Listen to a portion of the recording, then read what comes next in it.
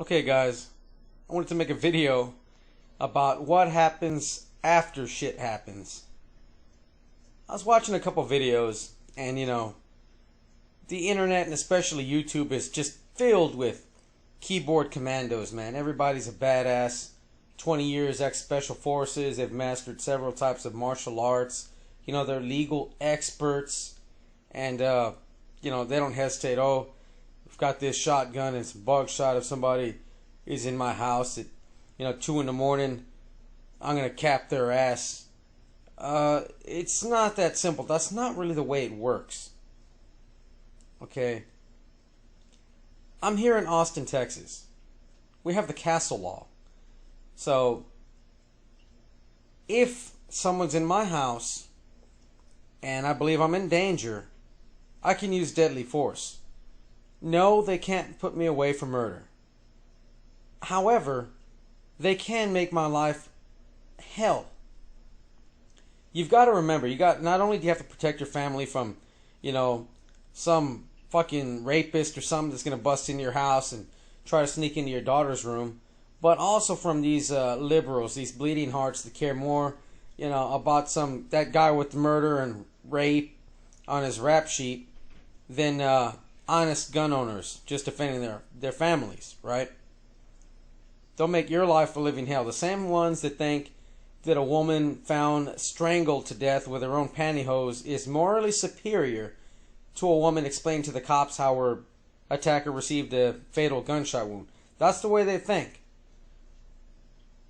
I don't advocate shooting somebody anyway. If you have to do it to save your life, that's one thing. But you shouldn't hop on that opportunity.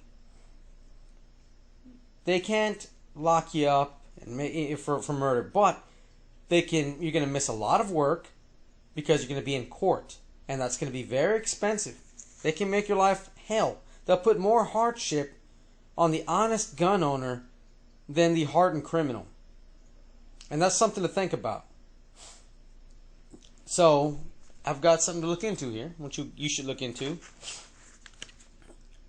Rubber buckshot. This stuff is cheap. 10 rounds, $7. And I don't need all 10 rounds. I'm going to keep probably 2 or 3. I'm going to give some to my brother, and I'll give some to a buddy of mine. Probably, I don't eat this crap. I'm going to put a couple rounds of this, 1, 2, maybe 3. I'm thinking more like 1 or 2. And then behind that, some birdshot. I'd recommend birdshot if you live in the city like I do. Buckshot is just going to go, it's way over penetration. You've got to think about that shit. There could be, a little girl in the next, house over, sleeping in bed. It's going to go right through the guy, right through the wall. It might get the little girl. So you got to think about that. This is a good alternative. Now, yeah, you can put, I'd say birdshot. And for those guys that say, oh, birdshot's just going to piss them off, I bet you none of them are going to watch this video and then post a video where they set up a shotgun with a string with birdshot, pull the damn thing, get blasted, and then walk up to the camera. You see, it just pissed me off. If you ever shot plywood, close, far, you see the damage it does to hardened plywood. It'll go through that plywood and get the guy on the other side. So those guys there's more keyboard commandos if they're saying that birdshot's jack shit. I mean, even if it was really weak and out far, let's say you got some birdshot in the eyes. You think that's just going to piss you off? Yeah, you're going to be pissed off because you're blind the rest of your life. Right? But anyway, let me show you one of these. Like I said, now this is my opinion, of course, it's your life. You do what's best, what you think is best for you. This stuff's almost weightless. But look at that. I mean, if I saw that getting racked into the shotgun, I'm probably not going to read this shit. I'm just going to see, oh, hell. If you rack a shotgun and I hear that, it's going to scare the hell out of me. It'll scare the hell out of anybody. And they're not going to think, well, maybe, oh, look, reading this as it goes into the chamber. Oh, he's got rubber buckshot. No, they're going to know it's a shotgun. They're going to know it just got racked. And, a shotgun can blow you in half. That's what they know. And they're going to get out of there quick. Now, if you hit somebody with this, it's going to hurt like hell, more than hurt like hell. You can mess somebody up with this. I mean, the velocity on that damn thing. You know, you imagine hitting somebody with a super ball and a slingshot, one of those wrist rockets. Okay, this is 9 of those damn things, smaller, faster, straight at you. That's gonna really mess you up. You could probably, you know, break fingers and shit with this. Put someone's eye out with this damn thing. So this could work. I'd say 1 or 2 rounds. You know, you decide, and then after that, maybe some birdshot. If you're really nervous about it, hell, put 1 in there. I know, you know, even if you don't shoot them, you just, you know, I don't know, blast the floor or something. Warning shots are illegal, but if you're, you know, your life is on the line, hell, you know, you can put up with that. Hey, look, wouldn't it sound better too if you shot somebody with one of these and they still kept coming, so you got him with birdshot or buckshot, right? Hey, look, I tried to stop him with a non-lethal round, and he came at me when my life was in danger. They're gonna make your life a living hell. You don't just shoot somebody. Oh, they had a gun. The cop comes, sees that the guy had a gun. Okay, son, you did the right thing. You know, and just shake your hand and walk off. That's not the way it works in the real world. Your life is going to be a living hell. You're going to spend months and months and months in court. And then let's say you do kill the guy. What would you do if somebody killed your brother or your father? I know what I would do. I'm going to find that guy. It's just that simple. You blast him with this, hell, he's still alive. And he ain't going back. Because he knows maybe next time there won't be rubber buckshot. They know you have this damn shotgun. And they know what that's capable of. The first thing I would say, put a sticker that says protected by Second Amendment or something. Or Remington or some shit. Just let them know, hey, look, there's a gun in here. And then this.